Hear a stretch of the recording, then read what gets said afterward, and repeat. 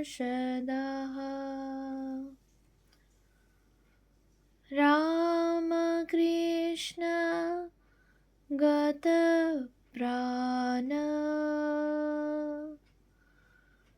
সর্বাংস্তান প্রণমাম্যহম।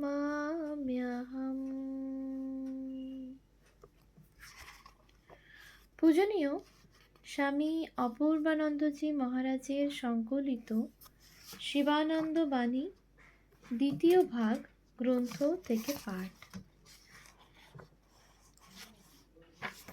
প্রকাশক স্বামী নিত্যমুক্তানন্দ, রামকৃষ্ণ মঠ, বাগবাজার। উদ্বোধন কার্যালয় 1 Udbodhan lane, Bagbazar, Kolkata 7,03,000। Email bagbajar.publication@rkmm.org। Ramakrishna Math Belur মঠের সংঘাধ্যক্ষ কর্তৃক সর্বসত্ব সংরক্ষিত। প্রথম সংস্করণ 6/2/1964। 17তম পুনর্মুদ্রণ ফাল্গুন 1427, ফেব্রুয়ারি 2021। 1M1C। ISBN 8180403394। মুদ্রক রমা আর্ট প্রেস, 6/30 দমদম রোড, কলকাতা 7,30,000। নিবেদন শিবানন্দ বাণীর দ্বিতীয় ভাগ প্রকাশিত হইল। পরম পূজনীয় মহাপুরুষ মহারাজের ভাগবত জীবনের স্পর্শ এই প্রসঙ্গগুলির ভিতর দিয়া পাঠক পাঠিকার মধ্যে কথঞ্চিৎ সংক্রামিত হইলেই আমাদের প্রচেষ্টা সার্থক হইবে। এই পুস্তকে সাধারণত দৈনন্দিন আলোচনাগুলি পৃথক পৃথক লিপিবদ্ধ হইয়াছে। কোনো কোনো স্থলে চিন্তাধারার সঙ্গতির জন্য একাধিক দিনের প্রসঙ্গও একত্র সংযোজিত হইয়াছে। এই গ্রন্থের সংকলন ও প্রকাশ বিষয়ে অনেকেই নানাভাবে সাহায্য করিয়াছেন। সকলের নিকট আমাদের আন্তরিক কৃতজ্ঞতা জানাইতেছি। পুস্তকখানির সমগ্র আয় বাগবাজার শ্রী রামকৃষ্ণ মঠে শ্রী শ্রী মাতা ঠাকুরানীর সেবায় ব্যয়িত হইবে। এটি স্বামী অপূর্বানন্দ, স্নানযাত্রা 1355। তৃতীয় সংস্করণ। এই পরিবর্তিত ও পরিবর্ধিত সংস্করণে শিবানন্দ বাণী 2 ভাগের প্রসঙ্গসমূহ সন তারিখ হিসাবে ধারাবাহিকভাবে সন্নিবেশিত হইয়াছে। প্রথম ভাগ পূর্বে প্রকাশিত হইয়াছে, বর্তমানে দ্বিতীয় ভাগ প্রকাশিত হইল। স্বামী অপূর্বানন্দ, নববর্ষ 1371। বেলুড় মঠ, বিভিন্ন সময়ের প্রসঙ্গ। একদিন দ্বীপ্রহরে মহাপুরুষ মহারাজ তাহার নিজের ঘরে বিশ্রামের জন্য শুইয়া আছেন। জনৈক সন্ন্যাসী শিষ্য কাছে দাঁড়াইয়া নীরবে তাহাকে ব্যজন করিতেছেন। ঘরে অন্য কোনো লোক নাই। হঠাৎ মহাপুরুষজি বলিলেন, দেখো, সংসারী লোকেরা মনে করে ব্রহ্মজ্ঞান একটা অসম্ভব ব্যাপার, কিন্তু ব্রহ্মজ্ঞানী মনে করেন মানুষের পক্ষে সংসার নিয়ে ভুলে থাকা একটা অসম্ভব ব্যাপার। শান্ত, গম্ভীর, করুণাসিক্ত এই কথাগুলি এতই মর্মস্পর্শী হইয়াছিল যে শিষ্যের স্মৃতিপটে উহা চিরদিনের মতো অঙ্কিত হইয়া গিয়াছে। অন্য একদিন মঠের জনৈক সন্ন্যাসীকে মহাপুরুষজি বলিয়াছিলেন, দেখো, শাস্ত্র কি পড়ছ? আমাদের জীবন পড়তে পারো? আমাদের জীবনই উপনিষদ। এর মধ্যেই শাস্ত্রের মর্ম দেখতে পাবে। সেই ঘরে উপস্থিত সাধুবৃন্দ কথাগুলি অতি সহজভাবেই গ্রহণ করিয়াছিলেন। বস্তুতই মহাপুরুষগণের জীবনবেদ পাঠ করিতে পারিলে শাস্ত্র মর্ম আপনিই আয়ত্ত হইয়া যায়। এক সময়ে আচার্য স্বামী বিবেকানন্দ প্রণীত মঠের নিয়মাবলী লইয়া পূর্বোক্ত শিষ্য স্বামী শারদানন্দজির নিকট যান। ওই পুস্তিকায় লিখিত কথাগুলির মধ্যে স্বামীজির নিজস্ব মত কতটা আছে এবং কোন বিষয়ে স্বামী শারদানন্দজির স্বতন্ত্র মত আছে কিনা, ইহাই ছিল জানিবার বিষয়। ওই পুস্তিকায় লিখিত কথাগুলির মধ্যে স্বামীজির নিজস্ব মত কতটা আছে এবং কোনো বিষয়ে স্বামী শারদানন্দজির স্বতন্ত্র মত আছে কিনা, ইহাই ছিল জানিবার বিষয়।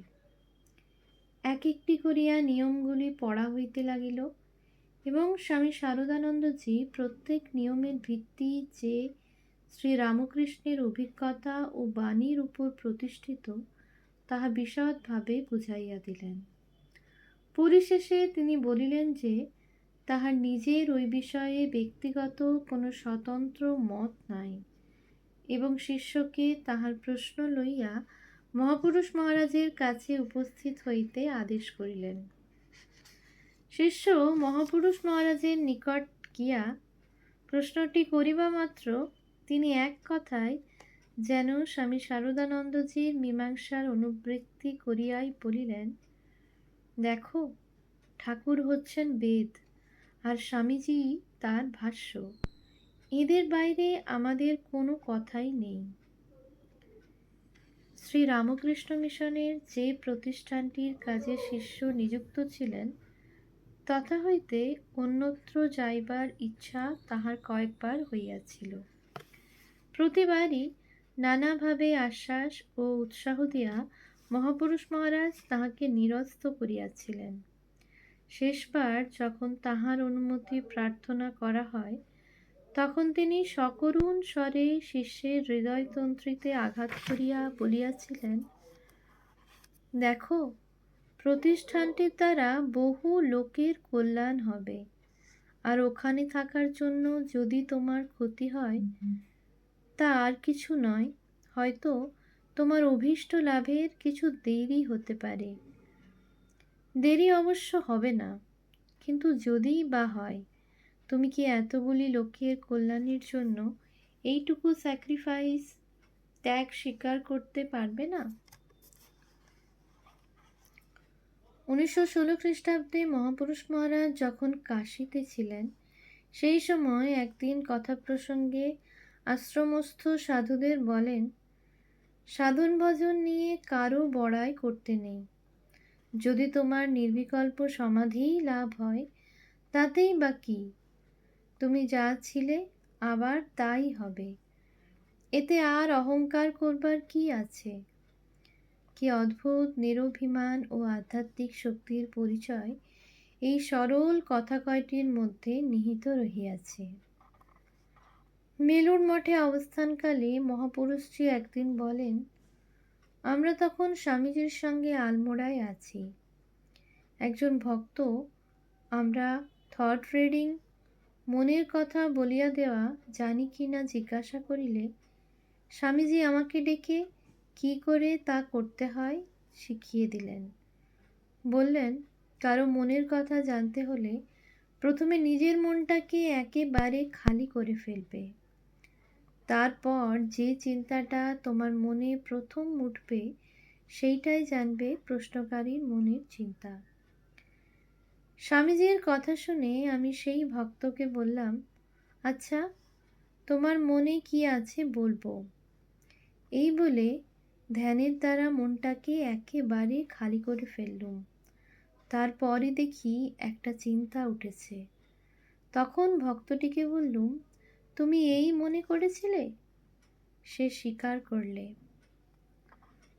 1926 খ্রিস্টাব্দে জানুয়ারি মাসে রামকৃষ্ণ মিশন বিদ্যাপীঠের প্রতিষ্ঠা করিবার জন্য পূজনীয় মহাপুরুষ মহারাজ বহু সাধু ব্রহ্মচারী ও ভক্তগণের সহিত বৈদ্যনাথ ধামে গমন করেন এবং তথায় প্রায় 1 মাস কাল অবস্থান করেন। সেই সময় বিদ্যাপীঠের সাধু ব্রহ্মচারীগণ তাহার দিব্য সঙ্গ ও উপদেশ লাভ করিবার সুযোগ পাইয়াছিলেন। খুবই আনন্দে দিনগুলি কাটিতেছিল। একদিন হঠাৎ ঠান্ডা লাগায় মহাপুরুষ মহারাজের প্রবল সর্দি ও হাঁপানির আক্রমণ হয়। ওই সময় জনৈক সন্ন্যাসী একদিন সকালে প্রণাম করিতে গিয়া দেখিল যে পীড়ার প্রাবল্যে তাহার কথা বলিতে বিশেষ কষ্ট হইতেছে। তথাপি তিনি হাসি মুখে জিজ্ঞাসা করিলেন, কেমন আছো?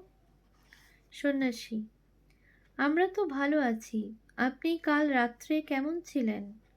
মহাপুরুষজি, রাত্রে অত্যন্ত কষ্ট হয়েছিল।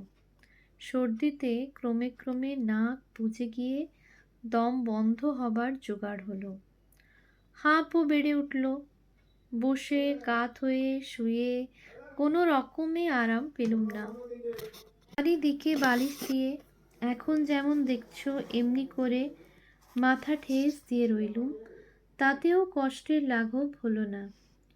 ক্রমে মনে হতে লাগলো যেন সব ইন্দ্রিয়গুলি বন্ধ হয়ে আসছে, আর প্রাণটা যেন এখনই বেরিয়ে যাবে।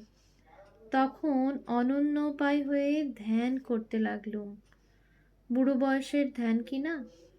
অল্পক্ষণ পরেই মনটা হৃদয়ের দিকে দেখাইয়া একেবারে গভীরভাবে ভেতরের দিকে চলে গেল। তখন দেখি কোনো যন্ত্রণা নেই, কোনো কষ্ট নেই, স্থির প্রশান্ত। বাইরের ঝড়ঝাপটা সেখানে স্পর্শ করতে পারছে না। সেই অবস্থায় কিছুক্ষণ থাকবার পর আবার বাইরের দিকে মন এলো। তখন দেখি কষ্টটা আগের চেয়ে একটু কম। সন্ন্যাসী, ওটা কি?